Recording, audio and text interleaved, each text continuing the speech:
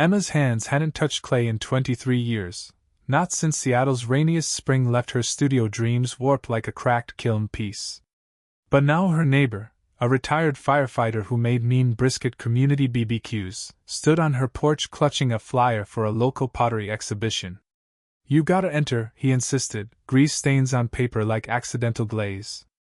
45. Emma figured her chance to spin magic from mud had dried up. Yet something in his grin, part mischief, part mustard smear, made her pulse. Emma's hands hadn't touched clay in 23 years, not since college, when she traded her wheel for spreadsheets, convinced art was for people with steadier hands and quieter minds. Now, 45, her palms remembered before she did. That first hesitant press into cool, yielding earth sent a shiver up her wrists, like greeting an old friend who still knew all her secrets. Seattle's autumn rain pattered against studio windows, muffling city's hum. Here, no one cared if her mugs listed left or her bowls wobbled like a toddler's first step. Community BBQs had always left her stranded by potato salad, but clay? Clay didn't judge. It just was, gritty under her nails, smelling of wet earth and possibility.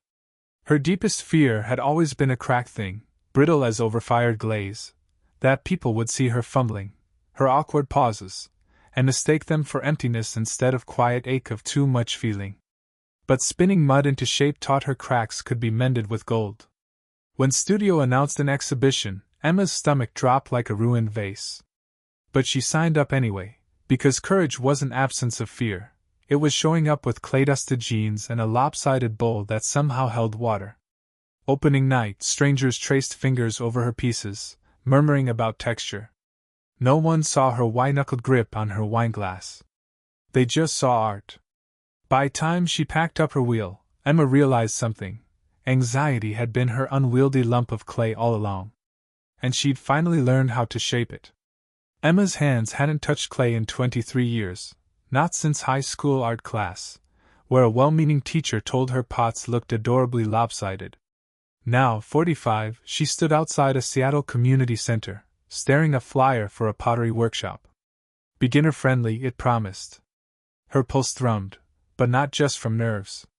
Something about that spinning wheel on poster called to her, like it held answers she hadn't known she needed. Inside, air smelled of damp earth and coffee. A woman with wild silver curls and clay-caked overalls, Margot, as creator would learn, grinned from behind a wheel. "Newbies get royal treatment," she announced, nudging she toward a workstation. No time for overthinking. Margot's crew, a mix of retirees and young moms, tossed jokes like they'd known each other forever. Creator fumbled her first attempt, sending a wobbly cylinder splatting onto floor. Instead of pity, they cheered. "Classic rookie move." Someone laughed. Weeks passed. Emma's palms grew rough from kneading, her shoulders loosening with each spin of wheel. Clay became her anchor, messy, forgiving, alive under her fingers. Margot called it meditation with dirt, and she finally got it. That wheel wasn't just shaping bowls, it was smoothing her edges too. Then came exhibition notice. "Show your work," it dared. Emma's stomach lurched. But Margot slid a flyer into her apron pocket. "Seattle's gotta see those adorably lopsided vibes," she winked, tossing Emma's old insecurity back like a softball. Night of show, Emma's pieces sat among polished vases, her jagged, thumbprinted mugs unapologetically real. A woman paused, tracing a crackled glaze. "Feels like holding a heartbeat," she murmured. Emma's throat tightened. Maybe imperfection was point all along. Afterward, a raucous community barbecue, Margot handed her a spatula, charred salmon, a Seattle staple, and a business card. "Teach next term?" Emma blinked. "Her? But Will had taught her this. Some things only make sense when you're spinning." She grinned, flipping card like a clay slab. "Guess I owe you a lopsided masterpiece." Clay, it turned out, was just life in slow motion, centered, shaped, sometimes collapsing, always worth another try. Emma's hands hadn't touched clay in 23 years, not since college, when a professor called her work unremarkable with same casual cruelty of someone tossing out expired milk.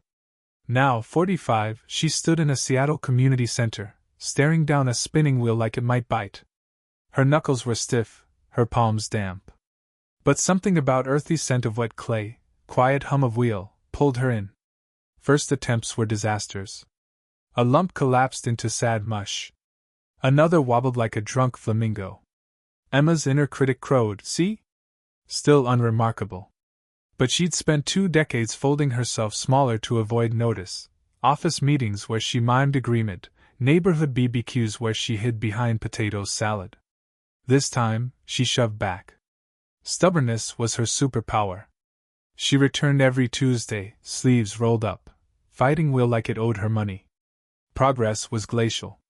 Yet slowly, muscle memory kicked in. Fingers learned to coax curves from chaos. Centering clay became less battle, more dance.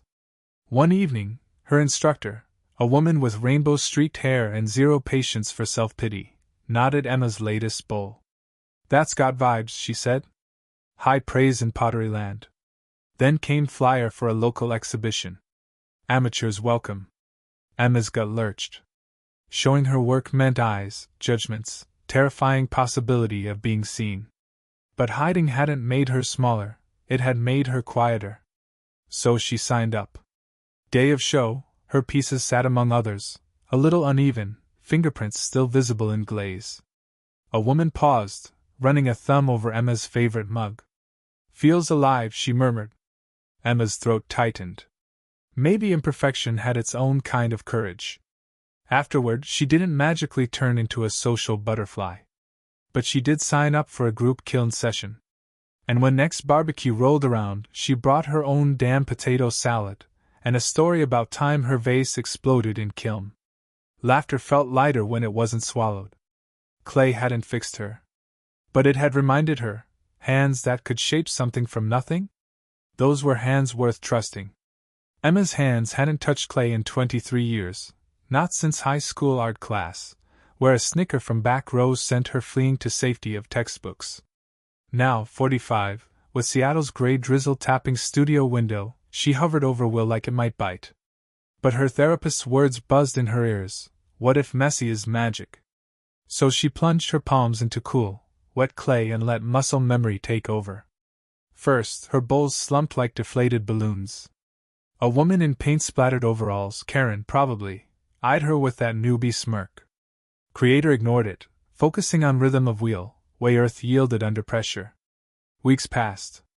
Lopsided mugs became smooth vases. Karen's smirk faltered. Then came flyer for Community Center's annual exhibition. Bring your brave, it dared. Emma's gut said no way, but her hands, now steady, now sure, typed yes before fear could backspace it. She'd submit her favorite piece, a twisting, imperfect bowl glazed midnight blue, its ridges shaped by fingers that had learned to trust themselves. Day of show, Emma's knees threatened mutiny. Crowds swarmed space, buzzing over artisan bread and local honey. Karen manned ceramics table, arms crossed.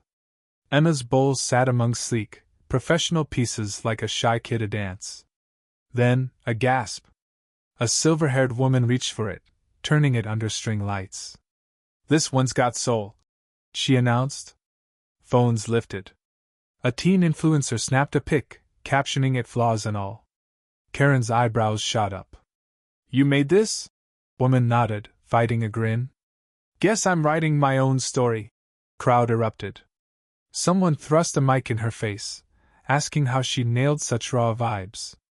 "Turns out," she said, wiping clay-dusted hands on her jeans, "social anxiety makes a great teacher.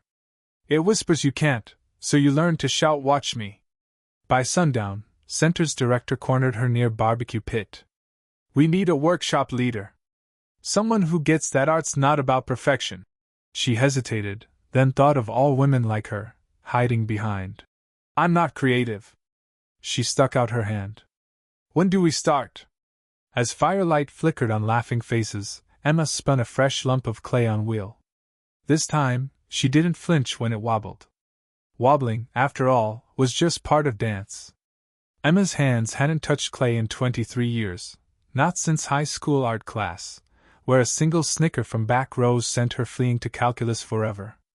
Now, 45, she stood in a Seattle studio, palms slick with slip, hard hammering louder than wheels hum.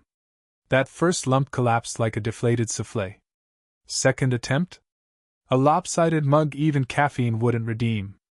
But week 3 brought a miracle, a bowl so symmetrical it made her snort laugh. Turns out, clay didn't judge shaky hands, it just asked for rhythm. Soon, Wednesday nights became sacred. No more canceling plans with phantom migraines. Instead, she guided newbies through centering, both clay and sanity, chuckling as retirees cursed like sailors when their pots wobbled. Community BBQs sprouted post-class, where her ugly firsts collection became a badge of honor. By summer, Emma's shelves brimmed with mugs stamped with inside jokes, vases that held dandelions like treasures. Then came exhibition flyer. Her gut said nope, but her hands signed up anyway. Setup day, she arranged pieces beside a note, made by a woman who used to apologize for existing. Opening night, strangers lingered her booth, not out of pity, but vibes. One teal-glazed platter sold to a mom who whispered, "My kid needs to see imperfect things turn beautiful." Now Emma runs workshops titled Messy Happy, where students leave with clay under nails and less weight on their shoulders. That wheel? It spins stories now, not just bowls. Grab some dirt, your courage is waiting to be shaped.